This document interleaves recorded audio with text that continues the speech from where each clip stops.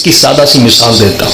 رسول خدا کے لیے مشہور ہے ان کے چہرے سے کبھی مسکراہٹ جاتی نہیں تھی۔ یہ مومنوں کے لیے بھی ہے کہ مومن کے چہرے پہ ہمیشہ کیا ہونی چاہیے؟ مسکراہٹ۔ کسی نے کہا یا رسول اللہ میں فقیر ہوں، کسی پر کوئی احسان کر نہیں سکتا، میں فقیر ہوں، کسی فقیر کو مدد کر نہیں سکتا، میرے پاس کچھ بھی نہیں، میں اگر کسی پر کوئی احسان کرنا چاہوں تو کیا کروں؟ اگر کسی کو کچھ بھی نہیں دے سکتا، ایک مسکراہٹ تو خود دے سکتا ہے، جسے ہم پازیٹیو انرجی کہتے ہیں۔ یعنی اگر آپ کا چہرہ اخم والا ہوگا اور آپ کے چہرے پر غصہ ہوگا، وہ ساتھ والا بھی ڈر جائے گا، لیکن اگر آپ کے چہرے پہ مسکراہٹ ہوگی اور خوشی ہوگی، وہ جو دیکھنے والا ہے اس کے وجود میں یہ پازیٹیو انرجی اس میں جائے گی، اس میں بھی خوش۔ اگر کچھ کر بھی نہیں سکتے، کم از کم چہرے پہ کیا رکھو؟ مسکراہٹ رکھو۔ اب شوہر رات کو گھر جاتا ہے، معصوم کا فرمان ہے کہ بیوی کیسی ہونی چاہیے اور شوہر کیسا ہونا چاہیے؟ فرمایا کہ جب بارش برستی ہے اور تمہارے پاؤں میں کیچڑ لگ جاتا ہے تو کہا گھر کیسے جاتے ہو؟ کیا یہ کیچڑ والے پاؤں اور جوتے گھر میں اندر لے جاتے ہو، کمرے میں اندر لے جاتے ہو؟ کہ نہیں مولا۔ کیا کرتے ہو؟ کہ مولا پہلے ان کو جھاڑتا ہوں، صاف کرتا ہوں، پھر اندر جاتا ہوں۔ کہ مرد کو ایسا ہونا چاہیے۔ کہ مولا سمجھ میں نہیں آیا۔ کہ جب باہر معاشرے میں جائے، بزنس میں، مختلف ٹینشن میں، کسی سے جھگڑا ہوا، آج کل ٹریفک بہت ہے، اس میں غصہ آ جاتا ہے، گاڑی کہیں پہ لگ گئی، کسی نے کچھ بول دیا، اب پورا غصے میں ہے۔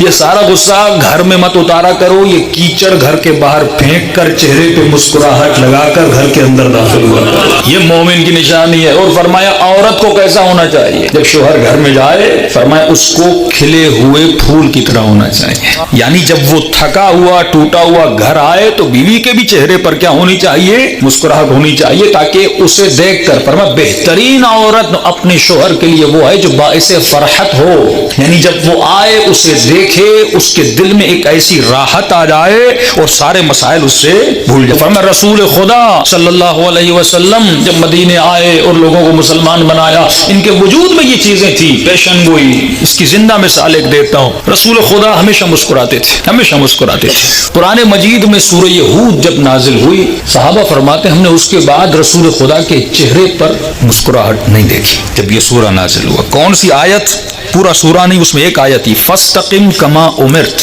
اس طرح استقامت کر جس طرح ہم نے تجھے امر کیا، استقامت کر۔ اب اس میں ناراضی کی کیا بات ہے؟